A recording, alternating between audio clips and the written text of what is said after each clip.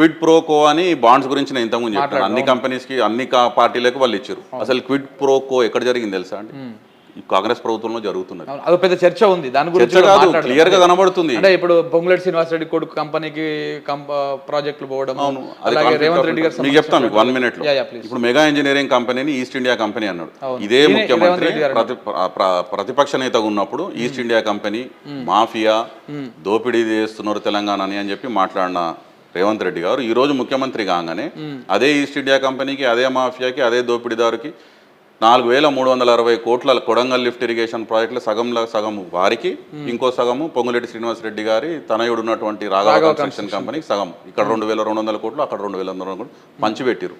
సరే ఏంద్రబాబు ఇది అంటే మరి మెగా ఇంజనీరింగ్ కూడా వెస్టర్న్ యూపీ అనే అనుబంధ సంస్థ ద్వారా 130 కోట్లు కాంగ్రెస్ పార్టీకి ఎలక్టరల్ బాండ్స్ పర్చేజ్ చేసుకొని ఫండింగ్ చేసి, మరి ఇది క్విడ్ ప్రోకో కాదనా? మేము అనొద్దా? దీని మీద విచారణ జరగొద్దా? ఒకవేళ క్విడ్ ప్రోకో అంటే ఎలక్టరల్ బాండ్స్ ఇచ్చినందుకే నువ్వు ప్రాజెక్టులు ఇచ్చినావు అని అనలేమా మేము?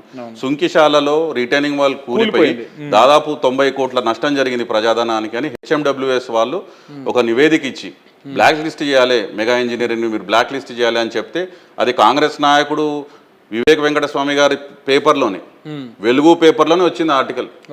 సుంకిశాల గోడ కూలిపోయింది, హెచ్ఎండబ్ల్యూఎస్ వాళ్ళు బ్లాక్ లిస్ట్ చేయమన్నారు అని చెప్పి. మరి ఎందుకు చర్య తీసుకోలేదు రేవంత్ రెడ్డి గారు? 90 కోట్ల ప్రజాధనం వృధా. ఫార్ములా యూరియస్ 50 కోట్లు. దాని మీద ఇంకా చర్య తీసుకోలేదు. ఉల్టా వాళ్ళకి కాంట్రాక్ట్లు అవార్డు చేస్తున్నారు ప్రభుత్వం. మరి అక్కడ ఏం లాలూచి ఉంది? ఇక్కడ వృధా కాలేదు. ఇక్కడ 50 కోట్లు అకౌంట్ లోకి వెళ్ళినాయి. ప్రభుత్వం సీరియస్ ఉంటే ఎఫ్ఈఓని కూడా పార్టీ చేసి అక్కడి నుంచి నీ డబ్బులు వాపసు తీసుకునే ప్రయత్నం చేయి. అసలు వాళ్ళని నువ్వు కేసులో వాళ్ళని ఇంక్రిమినేటే చేయకుండా, ఫార్ములా వాళ్ళని అసలు అక్యూజ్డ్ కింద పెట్టకుండా ఏం చేస్తున్నావు? ఇది కేవలం కేటీఆర్ గారిని వేధించాలి, హరాస్ చేయాలి, ఏదో రకంగా బదనాం చేసి. ఎందుకంటే కేటీఆర్ గారు మొదటి రోజు నుంచి చాలా బలంగా గట్టిగా ప్రజల పక్షాన, తెలంగాణ పక్షాన బలంగా గొంతు వినిపిస్తున్నారు. ఎక్కడికక్కడ ఎండగడుతున్నారు కాంగ్రెస్ పార్టీ వైఫల్యాలని. వాళ్ళు ఇచ్చిన 6 గ్యారంటీలని, 420 హామీలని పదే గుర్తు చేస్తున్నారు.